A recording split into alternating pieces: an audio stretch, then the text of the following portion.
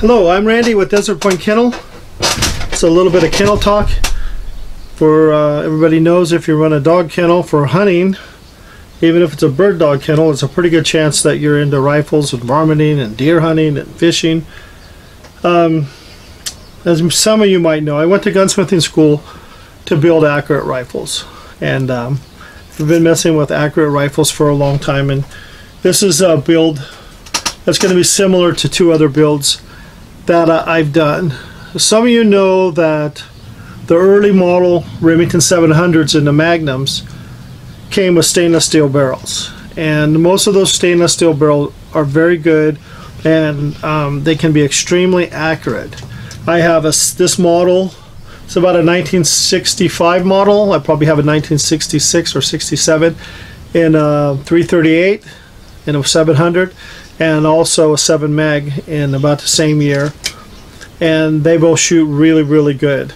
The other two are synthetic stocks. One's a wolf stock, a very light stock, and the other's a different kind of plastic synthetic. This one I wanted to go with the original wood, and because the wood is in really good shape and it looks very nice. And this the wood on the 700s, it's a DuPont finish, and that DuPont finish is extremely durable. I mean, it's kind of shiny and kind of, you know, maybe slippery like some of the Weatherby's have, but you know, I mean, it'll keep out moisture, and that's one good thing. In this one, when I took the stock off, they did a really good job of bedding it. So the action's bedded here all the way back, the back part of the tang, and the sides very tight, and a very good job. What I did is I went ahead and kind of sanded in the barrel channel here and made this a free floating barrel, and then I sealed it real good with a two-part epoxy. So if I'm any place where there's moisture, you know, the wood stock's not going to warp and hit the barrel. So they did a good trigger on it. I haven't checked the weight, but it's short and crisp and probably about 3 pounds. So the next step is the other two 700s. I have a third 700 and 375 H&H, but I don't have this system on that one. So I have 3 or 4 scopes that are set up for this quick release system that I can switch back and forth. And one of them was a scope I just picked up, and the reason I have the Bass Pro Shop hat is I bought these two scopes at Bass Pro Shop, and I got a hat, and I just wanted to tell you about these scopes. A little bit more on the 700s, tell you what I got into the gun. I bought the gun I found it on Guns International for $4.25. So it cost me $40 for shipping, $25 for the FFL. I gave the lady an extra $10 because she's a friend of ours, and so $30, $35 into the FFL. These bases right here with these rings, I got them off of eBay on this particular set for like 15 bucks, free shipping, and that's really a good bargain.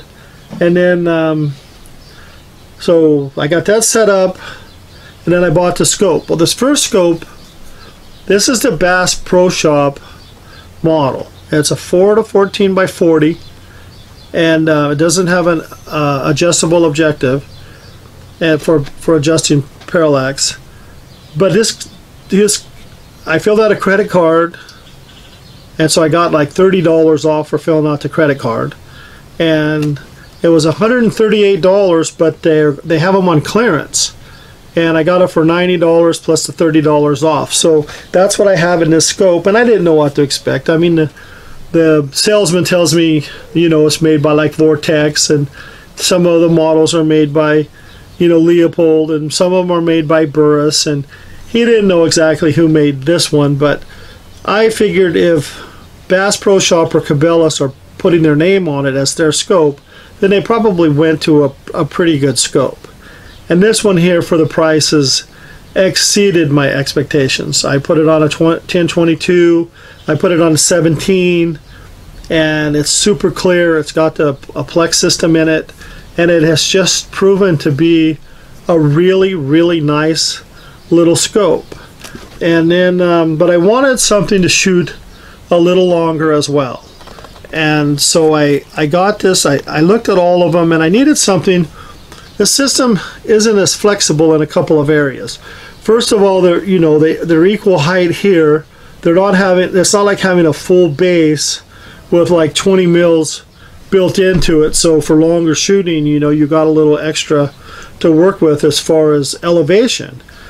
And the way it's set up and drops in, there's not a lot of adjustment on the scope part. So when you have a short scope like this, you don't have a lot of eye relief. So you kind of got to, and there's not a lot of eye relief, probably 3 inches on this one.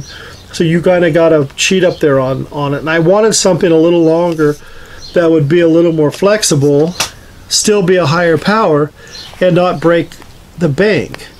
So I had actually bought a different Cabela's model, one more like this, that I really didn't like. And so I took it back.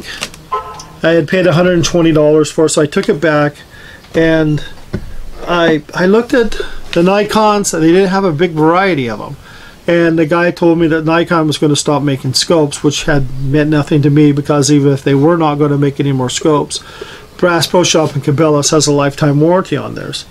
And I looked at some of the Leopolds, I looked at the Vortex, I looked at some of the op brands, and I really couldn't find anything that I thought would work until I found this one. And this is what they call their Instinct brand, and it's Cabela's brand, but it was easy to see by looking at the scope who made it.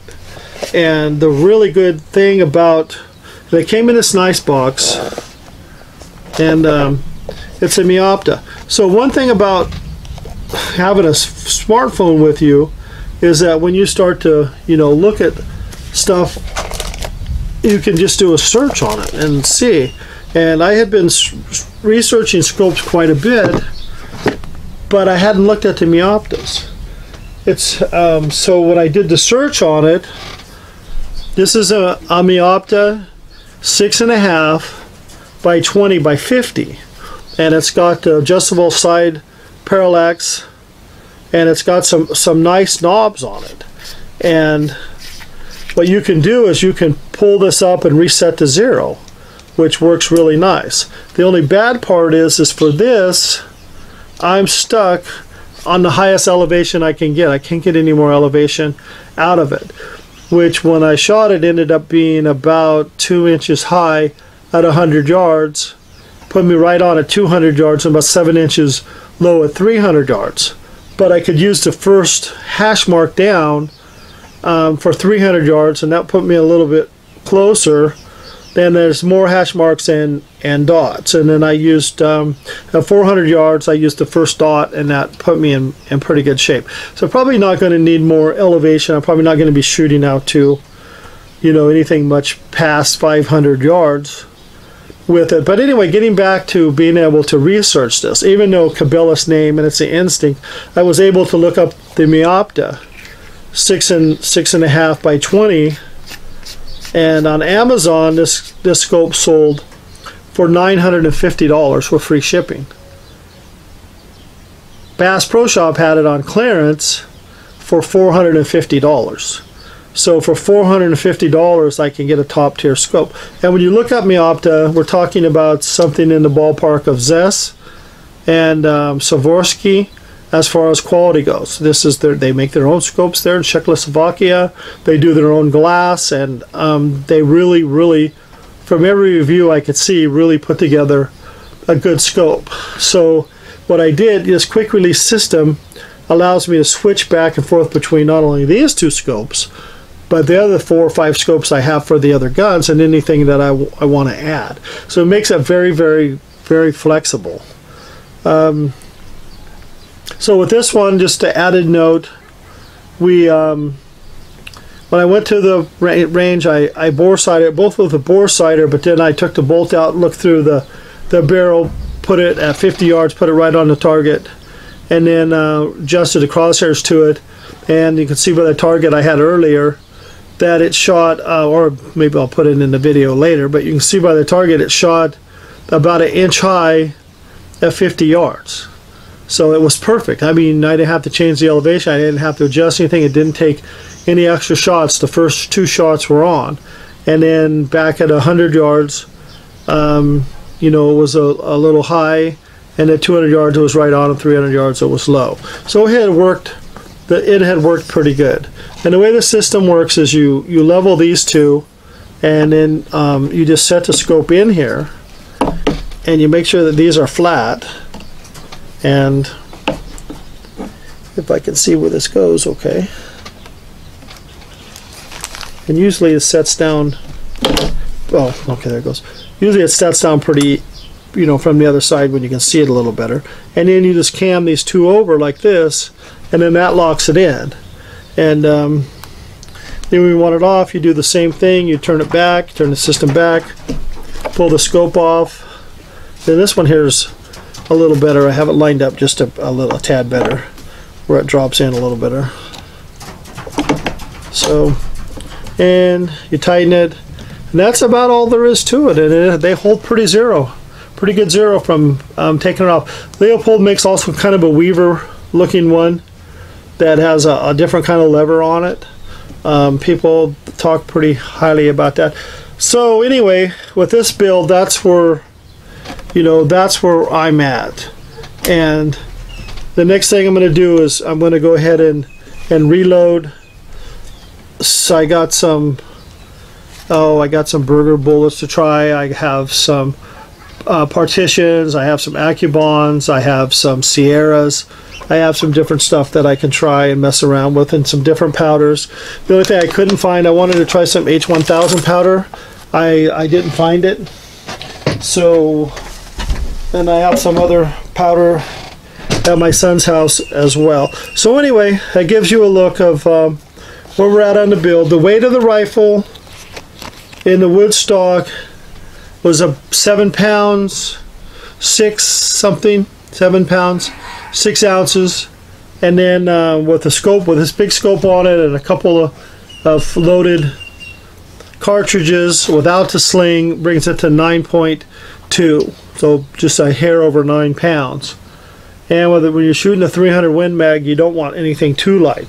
But like the scope system, the stocks are also interchangeable. So if I need a light 300, I can just take the Wolf stock, which is a custom stock that it's bedded, and I put a nice wrinkle finish on it. I can just use that stock, and then I have a light 300 or a light 7 or a light 338, and I can switch the stocks back and forth as well. So anyway, we filmed the shooting and the bullets hitting the target and all that cool stuff that people like to see, so we'll try to put together a whole video.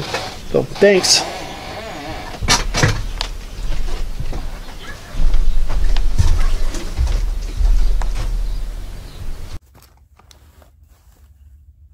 Okay, we got 180 grain core logs. That's bore sighted. This is the first shot through this gun. We're going to shoot just 2.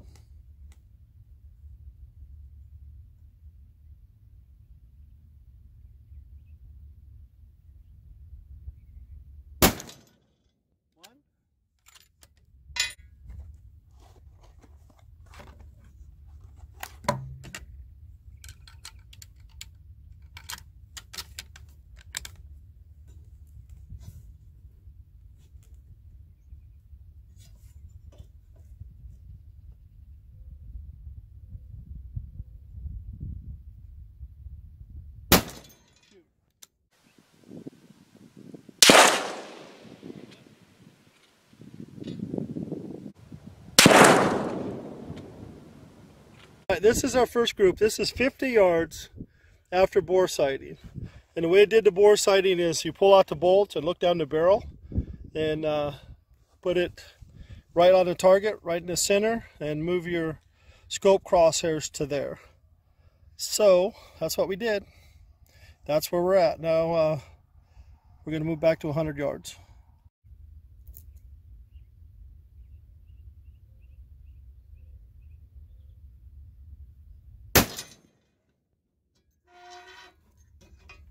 One,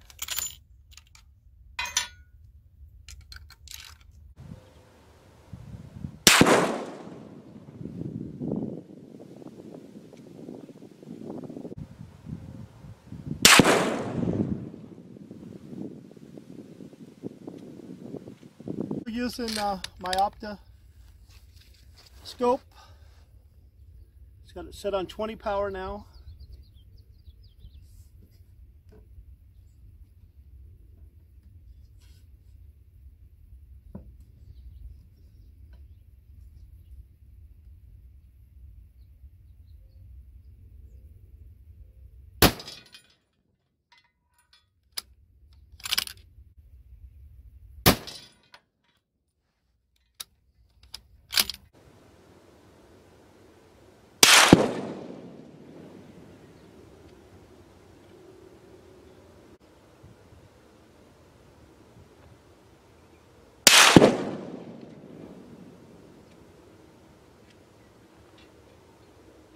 Alright, quick overview. Just using the crosshairs, we're shooting 180 grain core logs, Remington core logs. So first and second shot at 50 yards.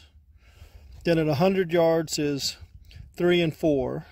And then 200 yards is 5 and 6, all using the crosshairs.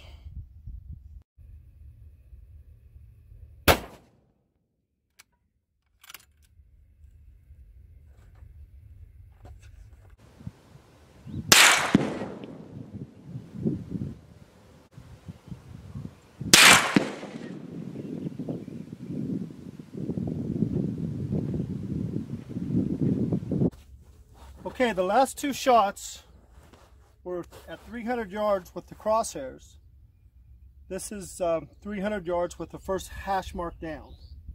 These are 180 grain factory Remington core logs.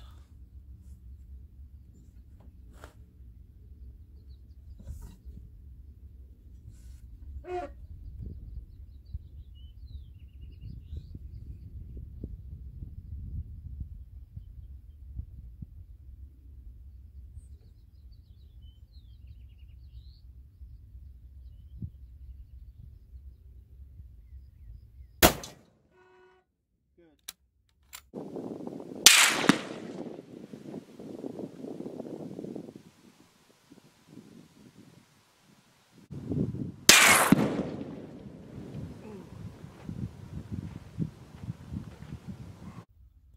400 yards.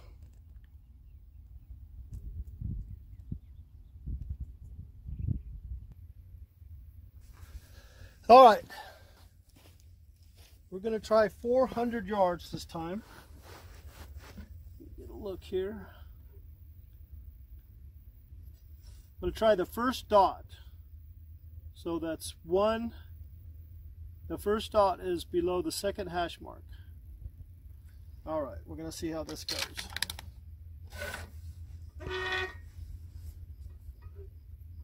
.300 Win Mag, 180 grain core logs. 400 yards.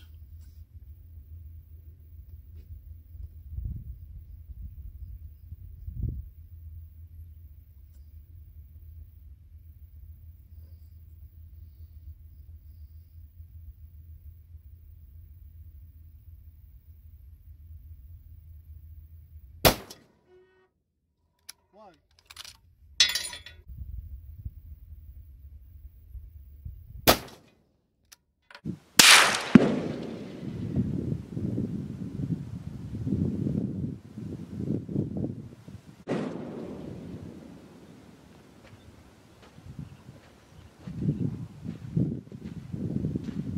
Okay, the last two were 10, 9 and 10.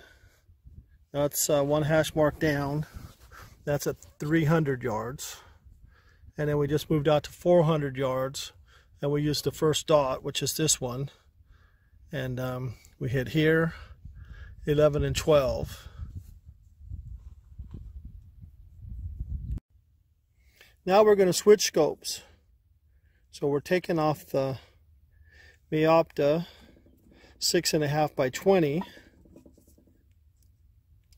And we're going to put on one-handed at that. The Pursuit. I don't know who makes this Pursuit. It's a 4 to 12 They told me it was, I think they told me it was Vortex, but I doubt it. Bass Pro Shops model. All right, we switched scopes here. The scope's just been bore sighted. Pulled out the bolt, looked through the barrel, put it on the target, and set the crosshairs there. This is the 4.5 Pursuit. Not 4.5, it's 4 to 12. Not 4.5 to 12. And we're at 50 yards, so we're just going to try a sight in. The last one was perfectly dead on. We're at 4 power. We'll move it on up. Nice. Its crosshairs are nice.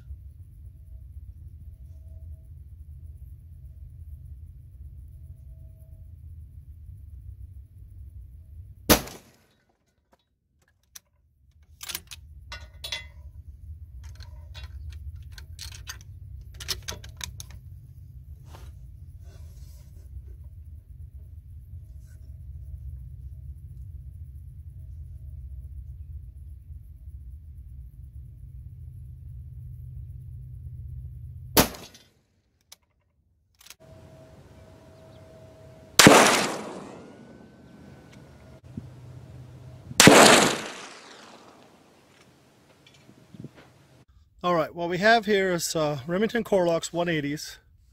We're using a Pursuit 4 to 12 by 40. This is the Bass Pro Shops model. It was on clearance. Cost me $90. 300 Win Mag, and it's set up with Leopold quick releases. So we bore sighted it. 2 shots at 50. I moved the crosshairs. Now we're back at 100. And we're going to see how it does at 100 yards. All right, this is 100 yards. 2 shots. See how close we can get it to the center. This will be 4 shots total on a new scope.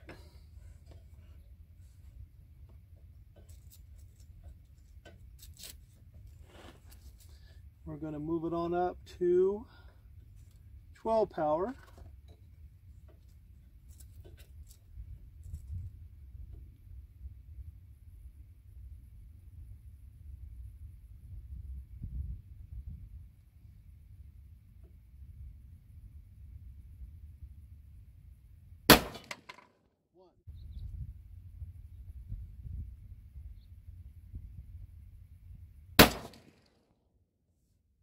All right, both shots to the left. Both shots to the right. I need to move it to the left.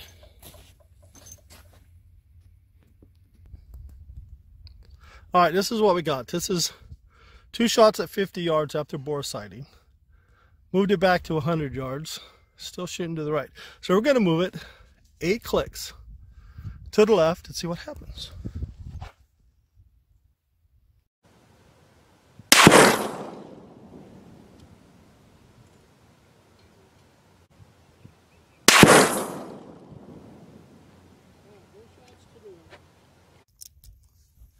All right, we're at 100 yards. We're shooting a little bit to the right.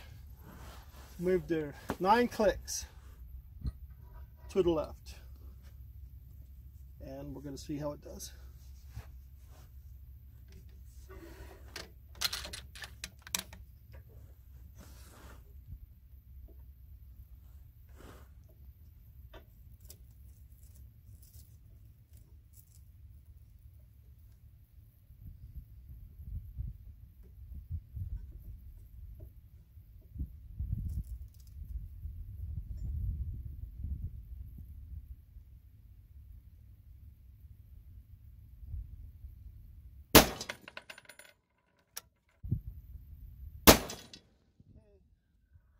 That's about as good as I can do. So let's go down and take a look at it. See what happened. All right, so here's the story in a Pursuit scope. It's 180 grain Remington Corlocks. I switched scopes on Leopold quick release bases and rings. It's a 50-yard sight in. First two shots at 50 yards, and I moved, tried to correct it, and then at 100 yards was these two. So I moved it 9 clicks to the left and hit these two. Look at that, if I'd only went 8 like I was supposed to. Anyways, this is the Pursuit scope.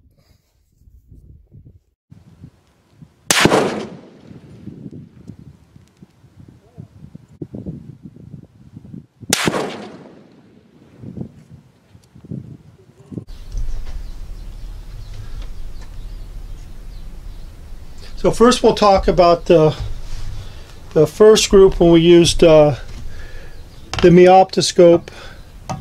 And what I did is I bore sighted it with the bore sighter, but then I tuned it up by taking the bolt out, looking down through the barrel, and then putting that on the center of the target, and then moving my crosshairs to that.